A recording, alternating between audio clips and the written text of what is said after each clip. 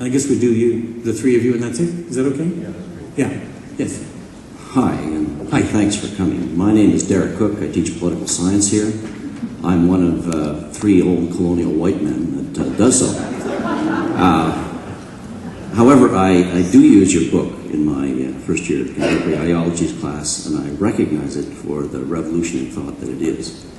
As being a political scientist who studied with McCrae at Carleton and Gad Horowitz at U of T, these are the people that applied Louis Hartz's fragment theory to Canada, and if you're right, then they're giving us a mythology with which to understand ourselves. What my question is how did you get on this trajectory that has allowed us, has allowed you to share with us such an illuminating history of ourselves that it was suppressed? Well, you're very kind and generous. See, you're kinder than the anthropologist. I don't know. You guys should talk about this. Anyway, I'm joking. It's interesting, you know. It's an interesting thing because, of course, you know, so much of what we do as writers is unconscious. I mean, you work intellectually, but in fact, with the motivations, what drives you is largely unconscious. But after, you know, people had asked me this question, which is absolutely the right question to ask, about the third time, and, you know, I was thinking about it, and then suddenly, as things so often do, they just come up out of nowhere, and you understand why you're doing something. And, you know, I had whatever I had when I was born in my first years and all that stuff. But I think that the turning point for me was I came back from living 7 years in France, mainly in England, where I did my PhD. I got a PhD from King's College London, but I did it on de Gaulle and the modernization of France. So I spent all my time in France and stayed away from my professors. Anyway, and had a great time being a poor student in Paris. And then I ran an investment company in Paris. So after 7 years, I came back to Canada, and I was really, really lucky because Maurice Strong, I don't know how many of you know what I mean, you know, he's a very great man, one of the greatest Canadians of our time, who is the father of the international environment movement, who invented a great deal of the language of the international environment movement, in his completely idiosyncratic way, met me through another friend in New York. He was about to become the first CEO and chair of Petro-Canada, and he was convinced to receive this strange, you know, Anglo-Canadian who had just returned from Paris. And he thought, well, bilingual could be useful, you know, kind of thing, and I'd run a company. Knew nothing about oil and gas. Anyway, he walked in, and for half an hour we talked, which meant basically he talked because he's far more interesting. And at the end of it, he said, okay, you're hired. It was October, I think. And he said, I'll see you on the 1st of January in Calgary, and walked out the door. And you're my assistant. And he got out there and I thought, that's really great. Now, wait a minute. We never talked salary. We never talked contract. We didn't talk about anything. In fact, I worked for him for 3 months without ever getting paid because I never got around to asking him how much I was going to be paid. Anyway, I was so thrilled to be doing the job. But I think in 76, when we started Petro-Canada, he was the first employee, I was the second. And when he left, and I left with him 2.5 years later, we were 3,000, I think, $3 billion. And really a brilliant guy. Anyway, we owned some things in the north. We owned part of Panarctic and Syncrude and stuff. Like them or not, that's what we owned. And so we went up to visit the high Arctic. I'd never been to the Arctic. I mean, how many of you have been to the Arctic? No, that's fairly standard, not many. How many of you have been to Europe? How many of you have been to Florida? Or Hawaii? You know, I tell you, the Arctic is way more interesting. Way more interesting. Absolutely fabulous. Anyway, so we flew up to Inuvik in order to then get in a Twin Otter to fly onto the high western Arctic islands where they were exploring for gas. And it must have been, I think it was April. So there's lots of light, but there were minus 40, 50 kind of thing. And, or 60 actually, some days.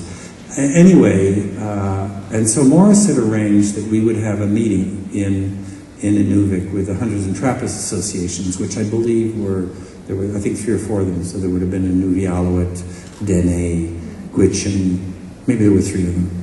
And, you know, I was this really sophisticated young guy, come from Paris, wonderfully cut suits, perfectly trained at the Sorbonne. I could do, you know, I had the answer to absolutely every question. I was always right.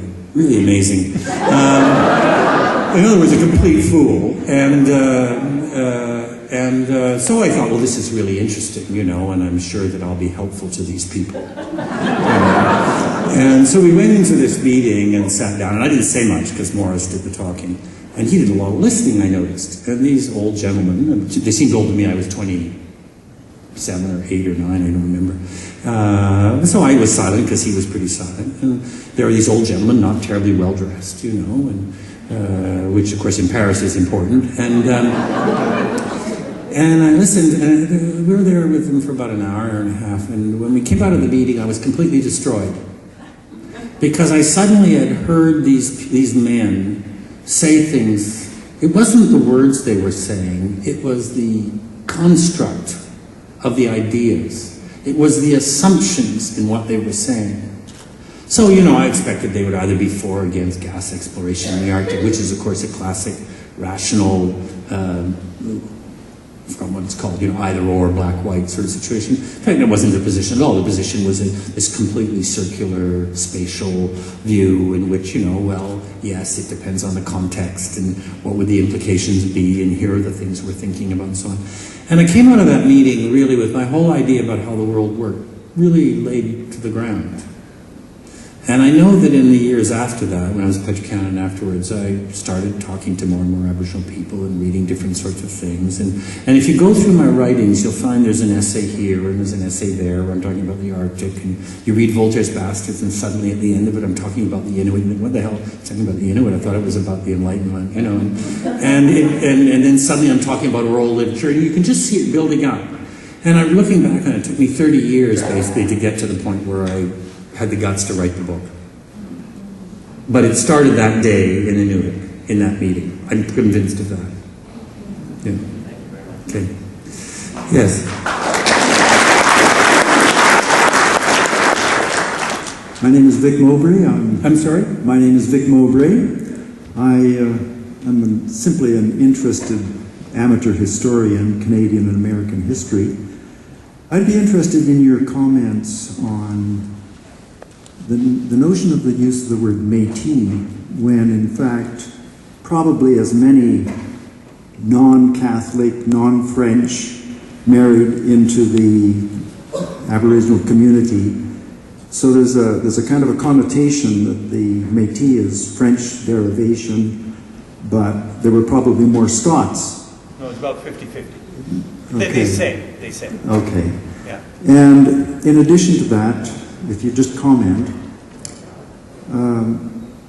the Northwest Company preceded, or didn't precede, but from my understanding was far more effective in developing a relationship with the French and the Aboriginal community. In fact, it's my understanding that almost all of the Northwest Company major factors, employers, or winterers spoke both French and learned Aboriginal languages.